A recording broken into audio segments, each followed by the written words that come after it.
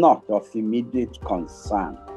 It's not a critical issue for Nigerian foreign policy. And you don't, in international politics, you don't get into every crisis situation, especially when your intervention will have no effect at all. You don't start making enemies by being what they will call in judicial judgment, when they feel that a lawyer has no business, they say he's just being a busybody in this issue. You don't go around, we are friends with Russia, we are friends with Ukraine, and that then makes, for most countries in the third, in the low income and medium income countries, they have mixed feelings over this.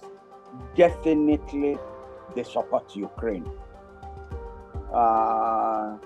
They think what Russia has done is a case of violation of international law, and a violation of the UN Charter.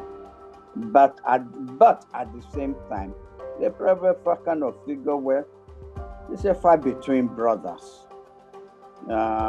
Yes, they're independent countries, but it's a fight between brothers. So we don't really have a total comprehension of all the factors and the issues at play. Therefore, we'll make the usual statement calling for peace, asking for the conflict to be resolved amicably, asking for women and children to be protected.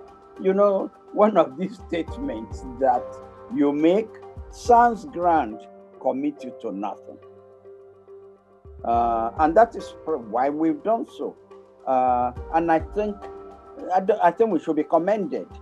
We shouldn't jump into every fighting situation, or else, you'll end up with no friends in the world, and you'll end up irritating everybody in the world. And it's not as if, if you really care that much about the Ukrainians, you can do anything about it. What can you do? If the issue is brought before the UN, yes, you'll vote. So, depending on the way the motion is phrased, you will vote for a condemnation of what Russia has done, and then nothing.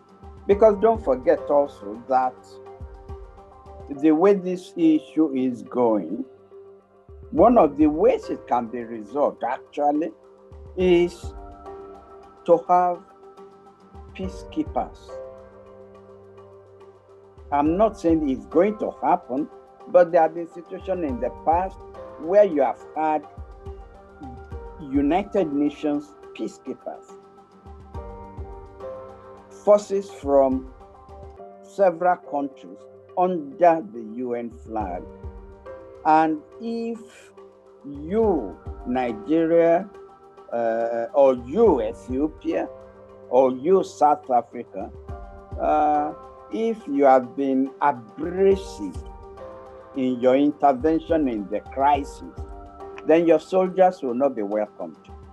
They will say you are overcommitted.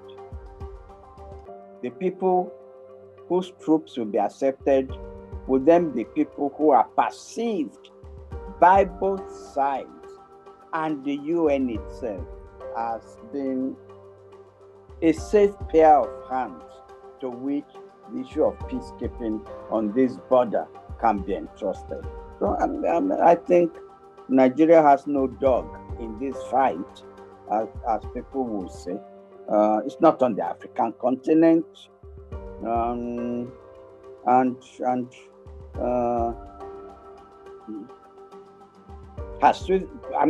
is it in fact all European countries who have made statements? I haven't heard Switzerland make any statement or commit itself to sanctions against Russia. And yes, Switzerland is a European country. Or have you heard that Switzerland made the statement? Correct me if you have. None, sir. None, sir. So, all right, so in international affairs, you pick your fights that you will get involved in, and you leave the others to other people to pick. All right, sir. Thank you, sir. I would like to ask, what would be the fate of Nigerians that are currently in Ukraine? We currently have 4,300 students. What should the government do? Is it to evacuate or to find a way to protect these people? It's too late now. The airspace over Ukraine is controlled and dominated by fighter planes of the Air Force of Russia.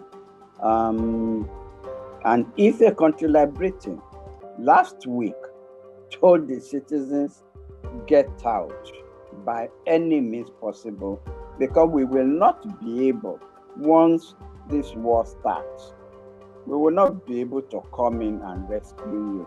Maybe that's what Nigeria should have said at that time. An offer that any Nigerians who then want to leave, air peace will be available. But now, until there's a ceasefire and evacuation of foreigners can then be negotiated, depending on which authority controls what, there's nothing you can do except advise them to stay at home.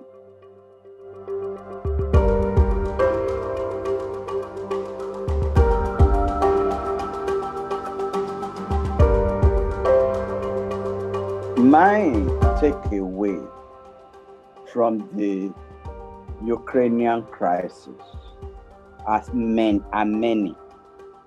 Number one, recall that when the Soviet Union broke up, Ukraine inherited nuclear weapons on its territory under its control that made Ukraine the fourth largest nuclear power in the world. Ukraine was given a guarantee by United States, Britain, and I think Russia itself, that if it gives up those nuclear weapons, that they will guarantee its borders and guarantee Ukraine against aggression. So Ukraine gave up this nuclear weapon. Where is that guarantee now? In fact, one of the guarantors is the oppressor, is the aggressor. So if as a medium power country, or even as a low income country, if you have an asset that enhances your power and your status in the world, if you have an asset which you can use to deter aggression against you, don't give up that asset for any reason whatsoever. No guarantees, nothing. Don't give up that asset. Because that asset is your umbrella for when the rainy day comes. Now the rainy day has come over Ukraine. Where is the umbrella? He gave it up. So that's my first takeaway from there. My second takeaway is that the Minsk agreement will have allowed for, if you like, almost a federal structure in Ukraine. The Russian-speaking part and the English-speaking part.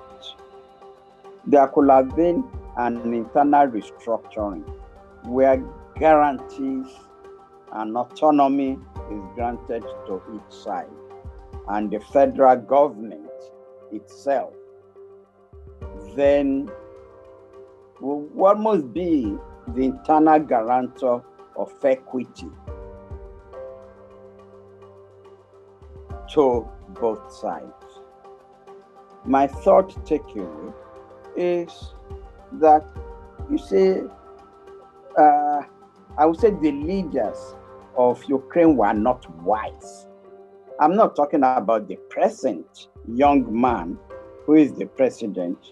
Unfortunately, he was a comedian. That was his job. He was a comedian. But I think the Ukrainians themselves were so fed up with everything, they elected him a president. He was a comedian. No. He had no background in politics. And therefore, he probably really couldn't appreciate the need for negotiations. He kept talking in absolutes. Ukraine should be a bridge between Europe and Russia, to be trusted by both, and not a country that tends to overlean towards one side and create fears and anger on the other side. And I mean, if I were there, I would have said, all right, you fear us joining NATO. Our own, if you like, what we will offer is Russia must recognize the border of Ukraine. In exchange, Ukraine can say, I will not join NATO for the next 20 years, 25 years. But NATO must guarantee that frontier. NATO must guarantee that border. That border becomes a red line between Russia and NATO. Ukraine, I will not join. So, the point I'm making is a politics of absolutes was anathema to even the national interest of Ukraine. Anathema to the national interest of Ukraine. And the whole essence of what I'm saying is, when you find a country that has multiplicities of nationalities, you cannot run that country on the principle of marginalizing others, of pushing other groups into a superior position and other groups into an inferior position. You cannot have a system where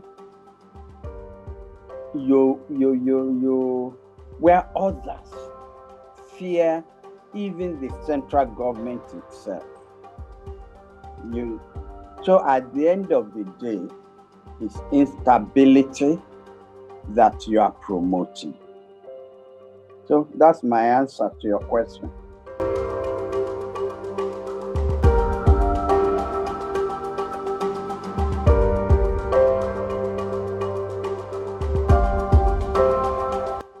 My experience in government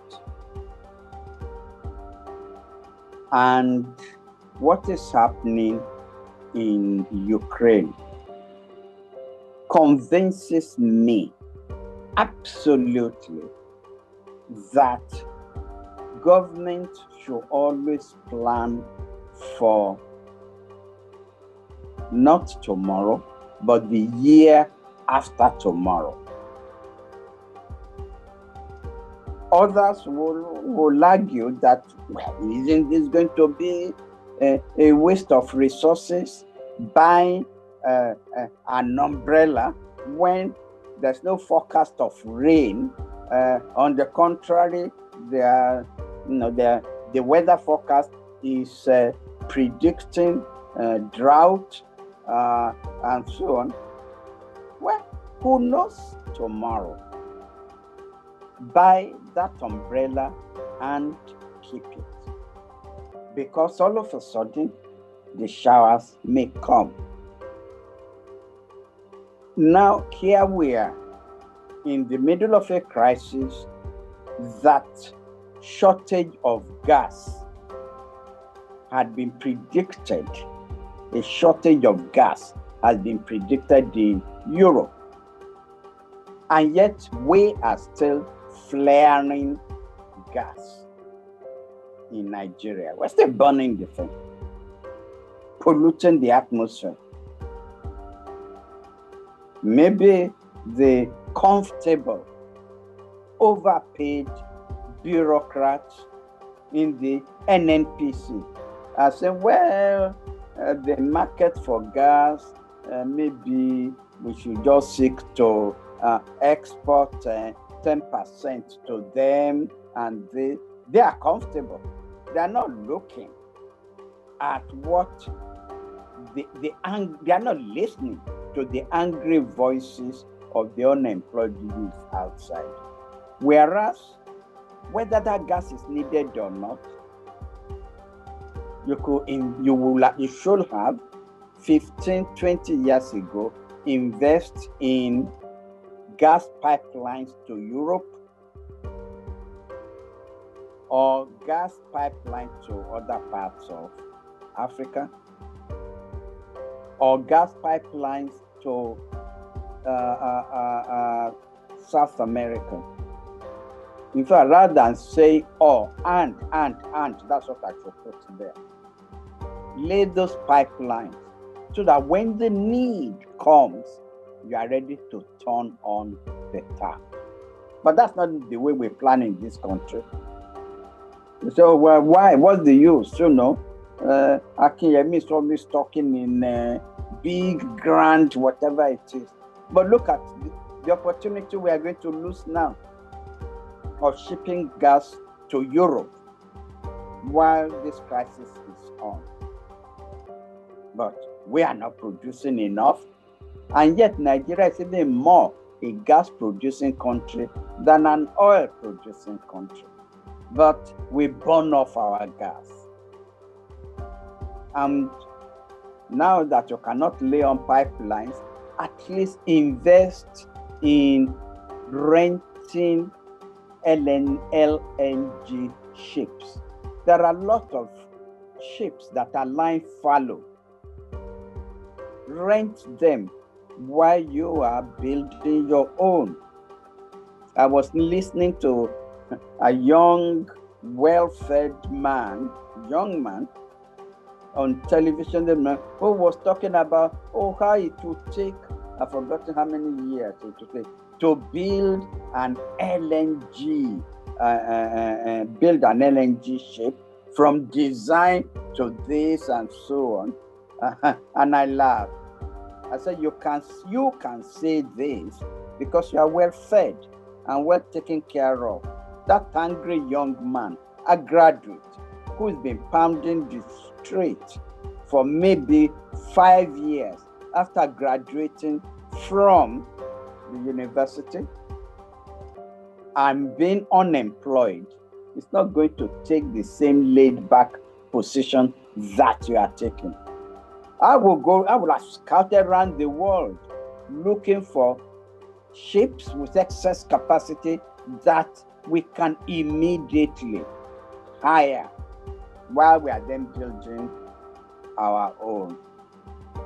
That's the first, this attitude towards planning for the year after tomorrow. It is still not part of our developmental philosophy in Nigeria. And we have the resources to do so. Each time I say this, people look at me as if I've gone mad. The resources care. Yes. Look at how much we are spending administering ourselves. Now I ask you, if you are paid 5 million naira a month, and you decide you are going to buy you are going to buy 3 cars, and I'm not talking about buying Peugeot or you are going to buy a Lexus, you are going to buy Mercedes, you are going to buy this.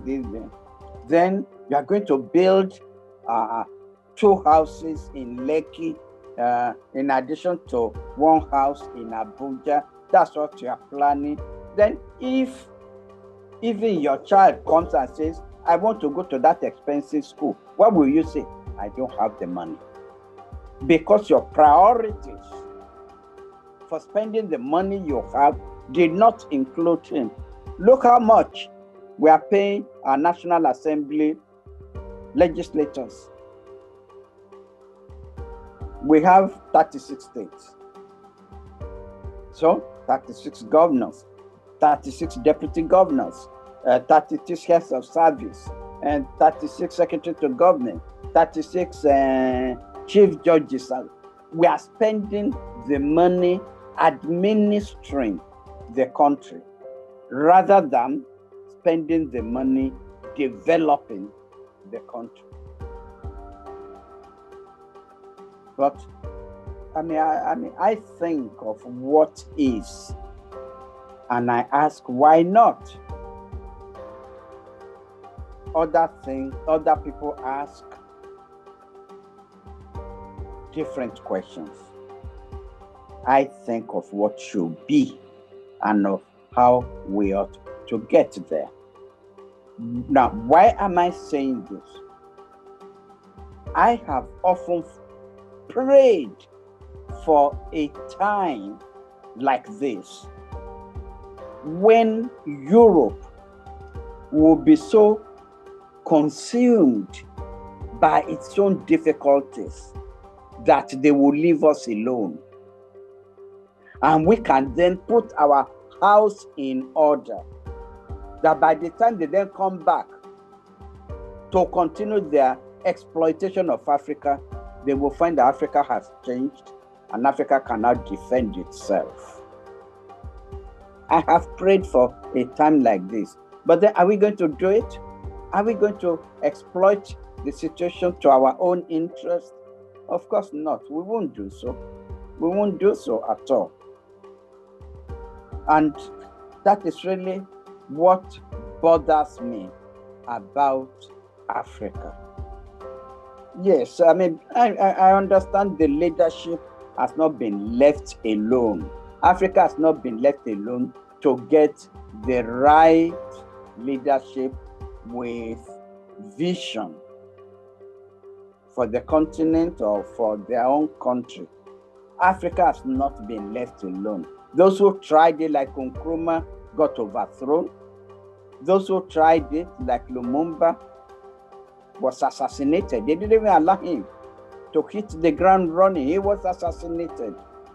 And you will find out that in the history of the struggles for nationalism in Africa, the European countries have gotten rid of people who spoke out too loudly until they found leaders who would do their bidding. And in exchange, they assured them they will not be overthrown, they will not be assassinated, they will not be killed. The first coup we had in Africa was in Togo, engineered by the French, because Sylvanus Olympio, the president of Togo, wanted a currency of his own, as against the situation where France had insisted that all the free, in quote, and independent countries must have the same currency linked to the French currency at a rate to be determined by France, not by them. And Sylvanus Olympus said, it's not right. I want a currency of my own. They organized a coup against him, and he was assassinated and replaced by who? Eyadema, who was a sergeant in the French colonial army. And this situation still exists till today. So I had prayed for a time when Europe's attention would be diverted to its own existence. And then we in Africa could then quickly restructure, re-energize, and put our house in order. But as I said, it will not happen. But then who knows? Again, it may happen.